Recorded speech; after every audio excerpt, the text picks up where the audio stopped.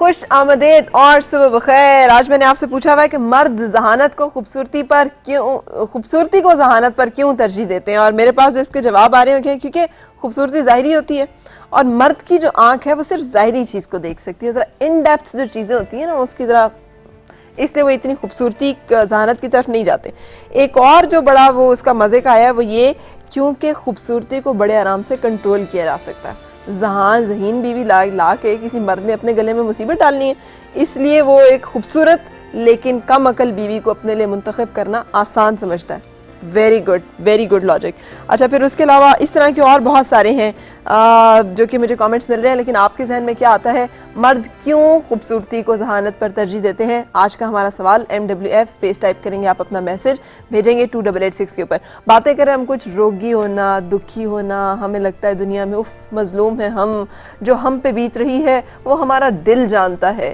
جتنے میں نے دکھ اٹھائے ہیں اللہ تعالیٰ دشمنوں کو بھی نہ اٹھانے پڑیں. اور وہ کیا, جتنے میرے سینے میں درد ہے, کرب ہے, جس طرح میں زندگی گزار رہا ہوں ایک جبر مسلسل کی طرح. شعر بھی بہت سارے ہیں نا ایسے, زندگی ایک جبر مسلسل کی طرح کاٹی ہے, جانے کس جرم کی پائی ہے سزا یاد نہیں.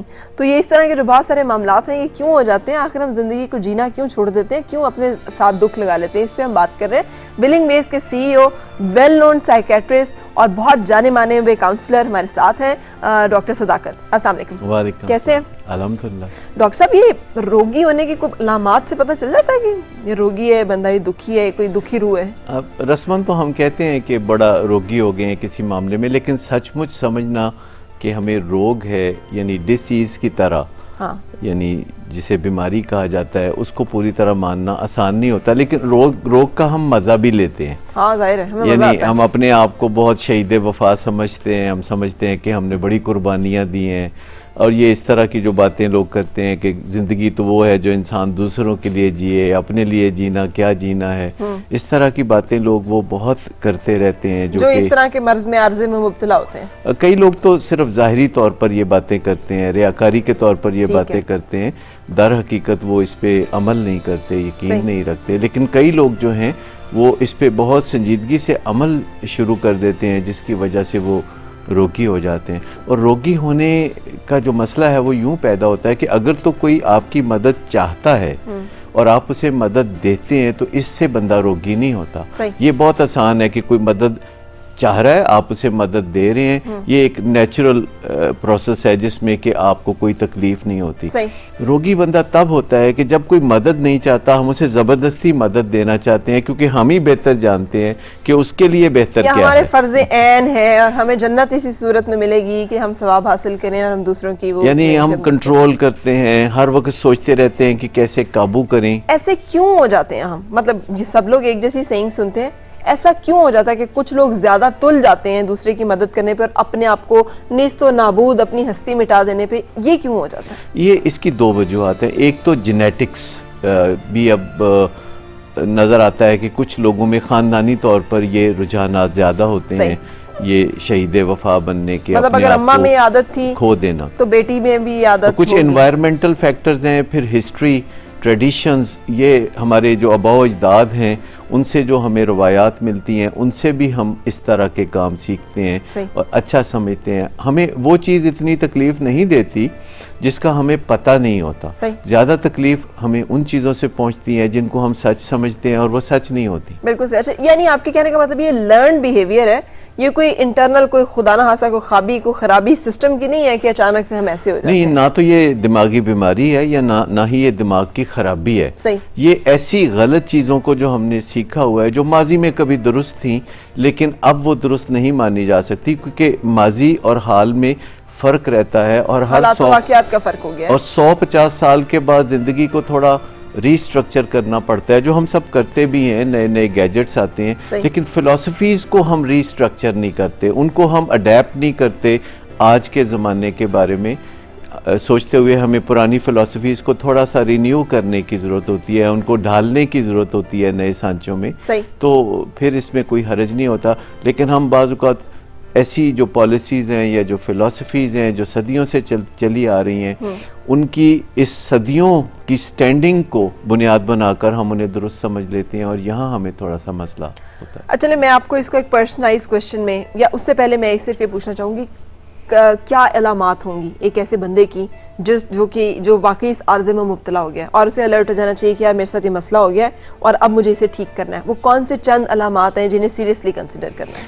میں واضح کر کے بتاؤں گا 3-4 ایسی علامتیں جس سے کہ پتہ چلے گا کہ کیا ہم کوئی روگی تو نہیں ہونے جا رہے. ایک تو ہمیں ضرورت سے زیادہ ہر وقت کسی چیز کے بارے میں, کسی ادارے کے بارے میں یا سوسائٹی کے بارے میں یا ایون ملک کے بارے میں ہر وقت ہمیں obsession ہو کہ ہم اسی چیز کے بارے میں سوچتے رہیں اور اپنے بارے میں نہ سوچیں, اور اس سے ہمیں تھوڑی لو گریڈ ڈپریشن کی کیفیت بھی محسوس ہو.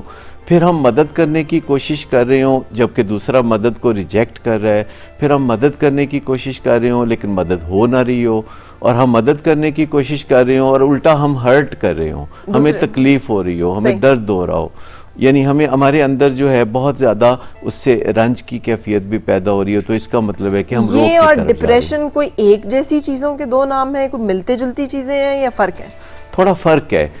ری ایکٹیو ڈپریشن تو کسی بھی قسم کے حالات سے, یعنی ڈپریشن کی ایک قسم ہے جس کا بیرونی حالات سے تعلق ہوتا ہے اور ایک ہے کہ اندرونی طور پر نیورو ٹرانسمیٹر سے اس کا تعلق ہوتا ہے جسے انڈوجینس ڈپریشن کہتے ہیں.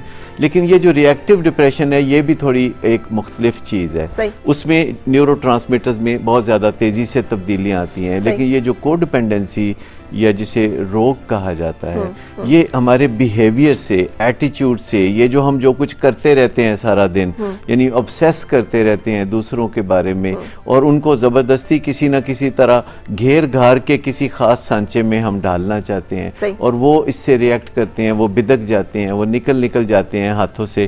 تو اس سے ہوتا ہے.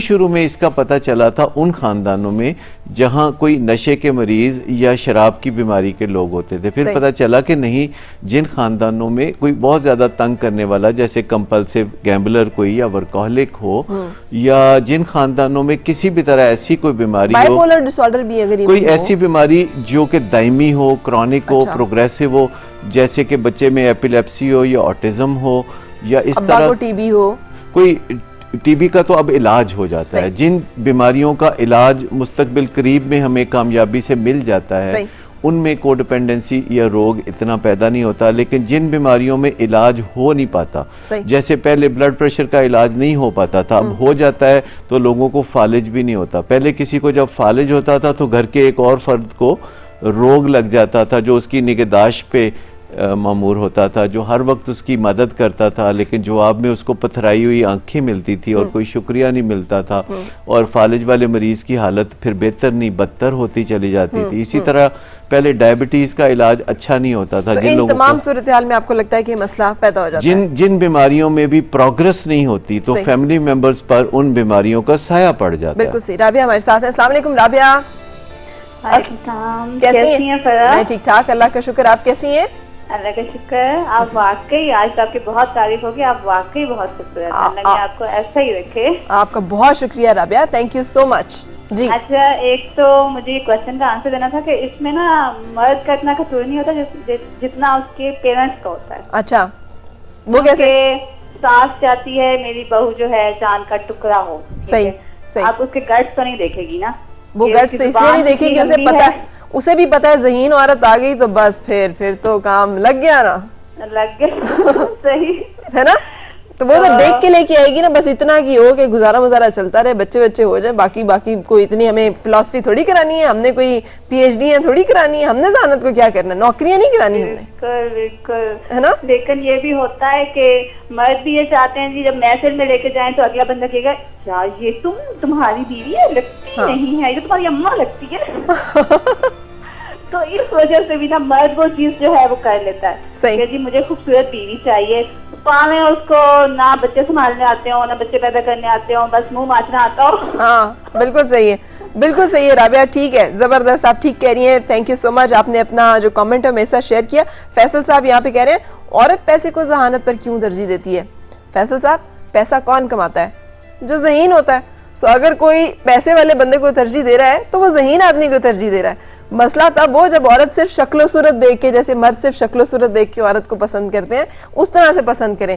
عورت پھر بھی ذہانت دیکھتی ہے اور ذہانت کو ہی پسند کرتی ہے, کیونکہ پیسہ کمانا ایک ذہین اور کامیاب آدمی کا ہی کام ہو سکتا ہے. اچھا جناب, coming back to our topic, doctor صاحب روگی عجیب و غریب ایک ڈسکشن ساتھ چل رہی ہے ہماری. روگی, اب اس کا سولوشن کوئی ہوگا؟ کیونکہ حالات تو نہیں بدلیں گے, ارد گرد واقعات بھی نہیں بدلیں گے. اگر کوئی ایسا بیماری ہے, کوئی ایسا چکر ہے, وہ بھی موجود رہے گا. اب یہ بندہ کیسے نکلے گا اپنی ان خیالات اور سوچوں میں سے جو اس نے اپنے پر تاریخ کی میں ہے؟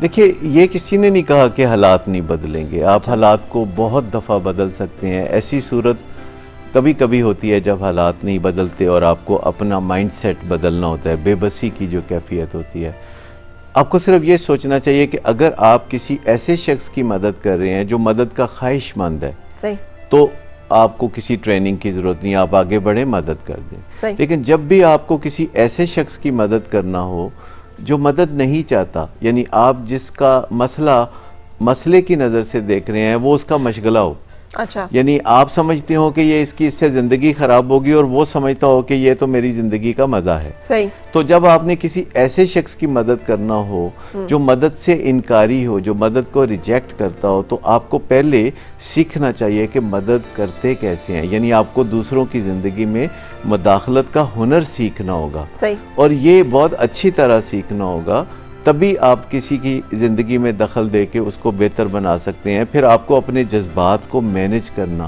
یعنی ایموشنل انٹیلیجنس جس کو ہم کہتے ہیں, یعنی اپنی جو ایموشنلٹی ہے اس کو انٹیلیجنٹ بنانا ہوگا, اپنے جذبات کو بہتر استعمال کرنا ہوگا. صحیح. یعنی بجائے اس کے کہ جذبات آپ کو استعمال کریں, آپ جذبات کو استعمال کر سکیں. سب سے پہلے اپنے جذبات کو سمجھنا, جذبات کیسے پیدا ہوتے ہیں, یہ جذبات آپ سے کیا کہہ رہے ہیں, ان کا مطلب کیا ہے. پھر ان جذبات کو اپنے خلاف استعمال کرنے کی بجائے اپنے حق میں استعمال کرنا. صحیح. یوزولی ہم اپنی فہم و فراست سے تو معاملات سنوارتے ہیں, لیکن اپنے جذبات کی مدد سے ان کو بگاڑ لیتے ہیں. کئی دفعہ ہم اپنا نقصان کر لیتے ہیں اپنے غصے کی وجہ سے, یا رنج کی وجہ سے, یا بے موقع خوشی کی وجہ سے. اپنے جذبات کو صحیح ٹھکانے پہ استعمال کرنا, صحیح موقع پہ. یہ ہنر کیسے آئے گا؟ سب سے پہلے تو یہ ہے کہ ہمیں اپنے جذبات کو ٹھکرانے کی بجائے ان کو سمجھنے کی کوشش کرنی چاہیے کہ یہ ہم سے کیا کہہ رہے ہیں. ہمارے جذبات ہمیشہ ہمیں کچھ کہہ رہے ہوتے ہیں. مطلب ہم یہ کہ نہیں میں غلط سوچ رہی ہوں, مجھے ایسا نہیں سوچنا چاہیے, میرا فرض ہے کہ میں اس وقت جو ہے ان کی خدمت کروں. بھلے انہوں نے غصے میں مجھے کہہ بھی دیا ہے کہ انہیں میری مدد کی ضرورت نہیں ہے, لیکن مجھے تو پتہ ہے نا کہ مجھے ان کی مدد کرنی چاہیے, سو مجھے غلط نہیں سوچنا چاہیے. مطلب ان چیزوں کو ایسے کرنے کے بجائے ایکسیپٹ کرنا چاہیے. نہیں, یہ جو آپ کیفیات بیان کر رہی ہیں یہ تو روگی کی کیفیات ہے نا, جس نے اپنے دل میں تہیہ کیا ہوتا ہے, طے کیا ہوتا ہے کہ میں نے اس بندے کی نیا پار لگانی ہے, جو اپنی کشتی میں سوراخ کیے بیٹھا ہے. صحیح. لیکن میں جو بات کر رہا ہوں اس کا مطلب یہ ہے کہ ہمیں اپنے جذبات پر غور کرنا چاہیے, انہیں ریجیکٹ نہیں کرنا چاہیے, اپنے آپ کو نم نہیں کرنا چاہیے, بلکہ تنہائی میں اپنے اندر جھانک کے ہمیں دیکھنا چاہیے کہ یہ جو مجھے اس وقت, جیسے کبھی فرض کریں ہمیں بہت جذباتی طور پر کوئی بے چینی کا سامنا ہے اور ہم کہتے ہیں کچھ کھا لیں, کچھ کھا پی کے اپنے آپ کو ٹھیک کر لیں, دھیان بٹا لیں. تو یہ جو میڈیکیٹ کرنا ہے اپنے جذبات کو کچھ کھا پی کے, اس کی بجائے یعنی کچھ کھانے پینے کی بجائے اگر ہم اپنے جذبات پر غور کرنا شروع کر دیں کہ یہ اصل میں کیا چاہتے ہیں, اور میں ان جذبات کو پرچانا چاہتا ہوں یا ان کا دھیان ادھر ادھر کرنا چاہتا ہوں کچھ کھا کے, صحیح, تو ہم کھانے پینے کی طرف لگ جاتے ہیں. جب لوگ اپسیٹ ہوتے ہیں تو کوئی بے انتہا کھاتے ہیں. بالکل. اسی طرح بجائے اس کے کہ ہمیں غصہ ہے اور ہم دوسرے پر اپنا سارا غصہ الٹ دیں, تو بہتر ہے کہ ہم سوچیں کہ ہمیں غصہ کیوں ہے, اور اپنے جذبات کا استعمال گھر پہ یا ورک پلیس پہ اگر ہم اپنی عقل کی طرح کرنا شروع کر دیں, جیسے ہم اپنی لاجکس کا استعمال کرتے ہیں گھر پہ, بازار میں, یا کام کی جگہ پہ, یا کسی بھی فورم پر, اسی طرح ہم اپنے جذبات کو بھی استعمال کر سکتے ہیں ایک بہت اچھے ساتھی کی طرح. جیسے ہم اپنی عقل کو استعمال کرتے ہیں, اسی طرح عقل کے ساتھ ساتھ جذبات کا بھی خوبصورت استعمال سیکھ کے, جو کہ ایموشنل انٹیلیجنس ایک نیا کانسیپٹ ابھر رہا ہے سائیکالوجی میں, کہ ہمیں اپنے جذبات کو رد کرنے کی بجائے یا سنب کرنے کی بجائے یا اگل دینے کی بجائے یا وومٹ کرنے کی بجائے ہمیں اچھی طرح نپٹانے کی ضرورت ہے. صحیح. نہ ان کو ڈینائی کرنے کی ضرورت ہے, نہ دوسرے پہ الٹنے کی ضرورت ہے, ہمیں قبول کرنے کی ضرورت ہے, اور لفظوں میں اپنے جذبات کو لفظوں میں ٹرانسلیٹ کرنا آنا چاہیے. یعنی ہمیں کسی کو یہ کہنا مشکل نہیں لگنا چاہیے کہ مجھے بڑا غصہ محسوس ہو رہا ہے, مجھے بے انتہا رنج ہو رہا ہے, یا میں بہت اپسیٹ ہوں, یا میں بہت ہرٹ ہو رہا ہوں. اپنے جذبات کے بارے میں لفظوں میں بتانا بجائے اس کے کہ دوسرے کو کوس کے یا برا بلا کہہ کے اپنے. بالکل سے ایک کالر بھی ہمارے ساتھ ہے. السلام علیکم. السلام علیکم. کیا حال ہے آپ کا؟ ٹھیک ٹھاک. اور آپ کی کیسی ہو؟ بالکل ٹھیک ٹھاک, اللہ کا شکر. بتائیے. جی پراپی مجھے ڈاکٹر سے بات کرنی تھی. جی فرمائیے. ڈاکٹر صاحب السلام علیکم. وعلیکم السلام. جی جی ڈاکٹر صاحب میرے میاں ہیں, ان کو 32 ان کی عمر ہے, 32 سال. صحیح. ان کو نا ایک عجیب سا ٹینشن ہے, وہ پتہ نہیں ان کو پیٹ میں درد بھی رہتا ہے. اچھا. بہت علاج کروایا نا, 10 سال ہو گئے تقریباً ان کو ہر طرح کا علاج کروایا, کوئی حکیم کوئی ڈاکٹر ہر طرح کا نا. ہاں تو وہی پوچھنا تھا کہ کیا ان کو ٹینشن ہے, لیکن وہ خود مانتے نہیں ہے کہ مجھے ٹینشن ہے نا. اچھا ڈاکٹرز نے کیا ڈائگنوز کیا, کوئی نام آیا کہ یہ مرض؟ یہ کہ میڈیسن دے دے کے جب تھک جاتے ہیں تو پھر کہتے ہیں ٹینشن ہے آپ کو, لیکن وہ خود نہیں مانتے کہ مجھے ٹینشن ہے, کیونکہ وہ صحیح کام کرتے ہیں ٹھیک کرتے ہیں, لیکن ان کو پیٹ میں درد کرنا اور کسی سے بات نہیں کرتے وہ زیادہ کرنا, نہ ٹی وی دیکھنا نہ کچھ اس طرح کوئی ان کا نہیں ہے. اچھا دوست بھی نہیں؟ کرتے آتے ہیں کام کر کے سونا زیادہ پسند کرتے ہیں اور کچھ نہیں. بالکل سے آپ ساتھ رہے. میں ایک بات پوچھنا چاہوں گا کہ کل کتنے سال ہو گئے ہیں اس مرض کو؟ یہ تقریباً 10 سال سے ان کو. ادھر الشفا میں بھی پورا انہوں نے پیٹ کا, وہ زیادہ تر یہی کہتے ہیں کہ میرے پیٹ میں درد رہتا ہے, پیٹ میں درد رہتا ہے, لیکن چپ چاپ رہتے ہیں, کسی سے بات نہیں کرتے کچھ زیادہ. دل درد کا معاملہ چیک کیا؟ بعض اوقات دل کا درد جو ہے وہ بھی پیٹ میں محسوس ہوتا ہے. کوئی دل درد کا معاملہ تو نہیں ہے, درد دل تو نہیں پالا ہوا؟ ایسا کچھ نہیں. کچھ نہیں ہے, وہ بولتے میں خوش ہوں اپنی زندگی میں نا, لیکن ہمیں بھی لگتا ہے کہ اس کو یہ مسئلہ ہے نا, کیونکہ وہ جہاں پہ کام کرتے ہیں وہاں پہ بھی کسی سے بات نہیں کرتے کچھ. اگر کوئی تھوڑا چپ جائیں, ٹھیک ہے ساتھ رہے, ہم بات کر رہے ہیں اس پہ. اچھا دو باتیں بڑی اہم ہیں, ایک تو مدت 10 سال کی, دوسرا ساری انویسٹیگیشنز ہو چکی ہیں تو آرگینک کوئی فزیولوجی میں کچھ, پیتھولوجی میں کچھ نہیں ہے. ٹھیک ہے نا, آرگینک کوئی بیماری نہیں ہے, تو اس کا مطلب یہ ہے کہ یہ ایموشنل یا نفسیاتی مسئلہ ہے. صحیح. جیسے کہ اریٹیبل باول سنڈروم بھی بعض اوقات کہتے ہیں. صحیح. اور ہمارے ہاں ایسے مریض جو جسمانی علاج کرا رہے ہوتے ہیں پیٹ درد کا, جب انہیں یہ کہا جاتا ہے آپ کو ٹینشن ہے, تو ساتھ یہ کہا جاتا ہے کہ آپ ٹینشن نہ لیا کریں, جیسے کہ وہ بازار سے جا کے لے کے آتا ہے. تو اس طرح کسی کو جب آپ حکم فرما دیتے ہیں کہ آپ ٹینشن نہ لیا کریں, آپ غصہ نہ کیا کریں, تو اس طرح مسئلہ حل نہیں ہوتا. ایسے لوگوں کو پراپر سٹرکچرڈ کاؤنسلنگ میں جانا چاہیے. یہ بھی ریئل بیماریاں ہوتی ہیں, اور یہ جو لٹکا رہتا ہے معاملہ کہ اینٹھن ہو رہی ہے, پیٹ میں درد ہو رہی ہے اور کئی سال تک یہ سلسلہ چل رہا ہے, تو اگر خدا نخواستہ کوئی آرگینک بیماری ہوتی تو ابھی تک کوئی اس کا نتیجہ سامنے آ چکا ہوتا. تو ان کو چاہیے کہ اپنا اسی طرح تندہی سے نفسیاتی علاج کرائیں جیسا کہ جسمانی علاج کراتے رہیں, کیونکہ نفسیاتی علاج کے نام پہ ہم ایک دوسرے کو جھڑکنے لگتے ہیں کہ اچھا تمہیں کیا ہے, تم پاگل ہو, تم یہ ہو, تم وہ, اور ایک طرح سے اس کو ہم تسلیم نہیں کرتے کہ ہمارے ذہن کو کچھ ہو سکتا ہے. میں آپ کو بتاؤں کہ ہمارا دماغ جیسے جس کو اگر ہم اچھی طرح سے استعمال نہیں کرتے تو وہ بہت جلد جو ہے اس میں کچھ تکلیفیں پیدا ہو جاتی ہیں, کچھ بیزاری پیدا ہو جاتی ہے, اریٹیبلٹی, ڈپریشن یا کوئی موڈ ڈس آرڈر آ سکتا ہے. صحیح نے اپنا نفسیاتی علاج کرنا. اور میں آپ کو بتاؤں کہ بعض لوگ دماغ کی حفاظت کے کانسیپٹ کو نہیں سمجھتے. یعنی آپ اس بات کو اگر اچھی طرح سے غور سے سمجھ لیں کہ جیسے ہم دنیاوی گیجٹس کو سردی سے بچاتے ہیں, جسم کو بچاتے ہیں, اس طرح سے دماغ کو بھی بچاتے ہیں. جیسے دنیاوی گیجٹس کی ہم حفاظت کرتے ہیں تو وہ زیادہ دیر چلتے ہیں. جیسے آپ نے اخبار میں پڑھا ہوگا کہ گاڑی برائے فروخت ڈاکٹر کے ہاتھ کی چلی ہوئی یا کچھ اس طرح. تو دماغ بھی جو ہے اس کو اگر ہم اچھی حفاظت دیں گے اور اس کے چھوٹے چھوٹے جو مسائل ہے وہ حل کرتے رہیں گے تو وہ زیادہ دیر تک صحت مندی کے ساتھ ہمارا. کالر ہمارے ساتھ. السلام علیکم. السلام علیکم. کال دے دو پھر اس کے بعد بریک پہ جاتے ہیں. السلام علیکم. نہیں ہے. اچھا جی, ہم بریک پہ جائیں گے اور پھر آئیں گے واپس. ہمارا جو ٹاپک ہے وہ کنٹینیو رہے گا, ساتھ رہیے گا.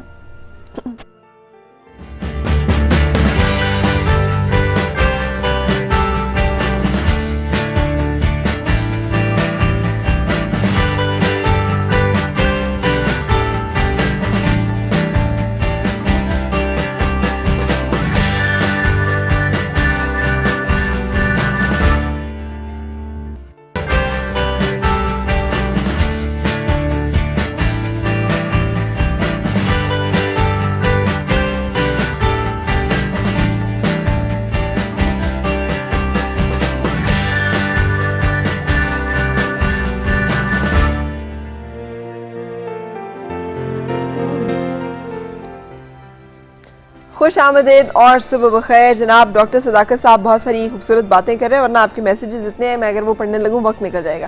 ڈاکٹر صاحب سولوشن کیسے نکل سکتے ہیں ہم ان چکروں میں سے؟ دیکھیں سب سے پہلی بات ہے کہ کوئی آپ کو نہیں کہہ رہا کہ اپنے پیاروں کی مدد نہ کریں, ان کے لیے کوئی اچھے اقدامات نہ کریں. صرف آپ سے یہ کہا جا رہا ہے کہ اپنے آپ کو جذباتی طور پر پرسکون بنانا شروع کر دیں, ایموشنلی ڈیٹیچ ہو جائیں, عملی طور پر جو کر رہے ہیں کرتے رہیں. صحیح. اس کے علاوہ ساتھ سیکھنا شروع کریں کہ جب کوئی مدد نہیں چاہتا, جب کہ کوئی مسئلہ مانتا ہی نہیں, جب کہ لوگ اپنے مسئلے کو اپنے مزے کا حصہ قرار دیتے ہیں, تو پھر آپ ان کی مدد کیسے کر سکتے ہیں؟ کسی کی زندگی میں مداخلت کرنا یا انٹرونشن کرنا کہتے ہیں. یہ علم پچھلے 50 سال میں بہت ترقی کر گیا ہے.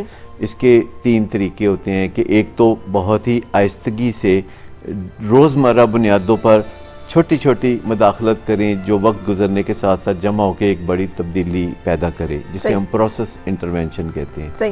پھر ایک فیملی انٹرونشن ہوتی ہے جس میں سارے خاندان کو اکٹھا کر کے بڑے پیار سے رسپیکٹ سے آپ کسی سے بات کرتے ہیں کسی ایک صبح, تو اس سے ایک بڑی تبدیلی ایک ہی دن میں آتی ہے. ایسا تب کرتے ہیں جب معاملات زیادہ خراب ہوں. ایک ہے پھر کرائسس انٹرونشن. تو کرائسس انٹرونشن ہم تب کرتے ہیں جب ہمیں بہت بڑے خطرات کا سامنا ہو, جب کوئی بندہ کوئی بہت ہی اپنے لیے یا دوسروں کے لیے نقصان یا امبیرسمنٹ کرنا چاہتا ہے. تو یہ سارے طریقے کیے جا سکتے ہیں, لیکن اپنی نگہداشت سے معاملہ شروع ہوگا. اگر آپ کسی کی مدد کرنا چاہتے ہیں تو پہلے اپنی نگہداشت ضروری ہے. جیسے جہاز میں بھی کہتے ہیں کہ اگر آپ کو کوئی ایمرجنسی سچویشن ہے تو اپنے بچے کی مدد بعد میں کریں, پہلے خود اپنی مدد کریں. اپنی مدد کرنے سے, اپنا خیال رکھنے سے, اپنی نگہداشت کرنے سے ہماری یہ صلاحیت یعنی دوسروں کی مدد کی صلاحیت بڑھ جاتی ہے. میں بتاؤں ڈاکٹر صاحب, یہ آپ کی ساری باتیں اور میرے ویورز جو پروگرام دیکھ رہے ہیں, آپ نے شاید دیکھو 5-7 سال میں نے بھی ایک تھوڑا سا سفر کیا ہے. سفر کا مطلب ہے کہ میرے اندر بھی بہت ساری تبدیلیاں آئیں. آپ کی ان باتوں نے, جب میں جہاز میں سنا کرتی تھی نا کہ ماسک پہلے آپ خود پہنے اور پھر بچے کو پہنائیں, تو میں کہتی تھی ہاؤ سیلفش یار, مطلب آپ پہلے بچے کو پہنائیں گے کہ پہلے خود. بٹ لسننگ ٹو یو مجھے یہ ریئلائز ہوا کہ نہیں, آپ کو اپنے ساتھ جب تک آپ اچھا نہیں کریں گے آپ دوسروں کے ساتھ بھی اچھا نہیں کر سکتے. اور یہ وہ بنیادی نقطہ ہے جسے سمجھنے کے بعد زندگی میرے لیے بڑی ڈیفرنٹ ہوگی. اور اس کے سارے خالی برتن سے آپ کسی کو کچھ نہیں دے سکتے. اگر آپ کے پاس جذباتی اسٹرینگتھ ہے, اعصابی طاقت ہے, اگر آپ کے پاس ہنر مندی ہے, اگر آپ کے پاس توانائی ہے, اگر آپ کے پاس اچھی صحت ہے یا مالی حیثیت ہے, تو آپ دوسروں کی مدد کر سکتے ہیں. اگر آپ خود ہی پسماندہ ہیں تو پھر آپ اسی خاتون کی طرح ہے کہ جو گھر میں ہر ایک کے دکھوں کے اندر دخل دیتی ہے, اور جو ہی کوئی خبر ملتی ہے تو ایک دم اس کو ذوق پڑ جاتا ہے, اس کو پسینے آنے لگتے ہیں, ہاتھ پاؤں پھول جاتے ہیں. تو ہونا تو یہ چاہیے نا کہ جب ہمارے کسی پیارے کو ہماری مدد کی ضرورت ہے تو ہم اعصابی طور پر اتنے مضبوط ہوں اور اتنے پرسکون ہوں کہ ہم مدد کر سکیں اور مدد کرتے کرتے نقصان نہ کر دیں. بالکل سی. Thank you so much doctor صاحب. ہم کنٹینیو کریں گے اپنے ان ٹاپکس کے ساتھ. کوئی آپ کے ذہن میں سوال ہو آپ ضرور بھیجیے گا farah@atv.com.pk پہ. زنی آپ کا بڑا اچھا تھاٹ ہے, how can we save kids mind from the evils around. We'll talk about it, اور کل اس کے بارے میں بات ہوگی تھوڑی سی, آپ ساتھ رہیے گا. مین prefer beauty over smartness because men prefer first beauty then anything else, because he believes in the perfection and completeness. Without beauty he feels like incompleteness in their own life. But I think at the end men realize that beauty of the soul is much important than face and beauty and body. اللہ کرے کہ ہر مرد کو جلد یا بدیر یہ سمجھ آ جائے کہ ذہانت خوبصورتی کی ہی ایک شکل ہے, اور یہ وہ خوبصورتی ہے جو ہمیشہ ساتھ رہتی ہے. اپنا رکھیے گا خیال, آپ کی ہر صبح خوشگوار ہو, ہر خوشگوار صبح کا انجام بخیر ہو. ملاقات ہوگی کل پھر آپ سے, اس وقت تک دیجیے مجھے اجازت. اللہ حافظ.